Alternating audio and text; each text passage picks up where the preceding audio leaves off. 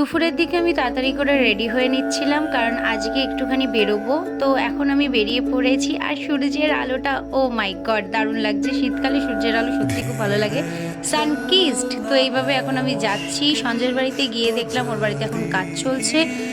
তো পাশে ওদের একটা ঘর উঠছে, এই এখন অবস্থা। তো তারপরে এই যে আমাদের সঞ্জয় দাদাকে রেডি করাচ্ছিলাম।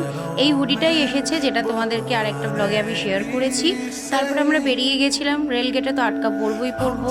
সে সামনে একটা নতুন মোমোর দোকান বসেছিল, তো ভাবলাম ওখান থেকেই মোমো খাই। তো এটা হচ্ছে আমাদের চার্চের সামনে। শীতকালে গরম গরম মোমো কার কার ফেভারেট অবশ্যই কমেন্ট করে জানিও।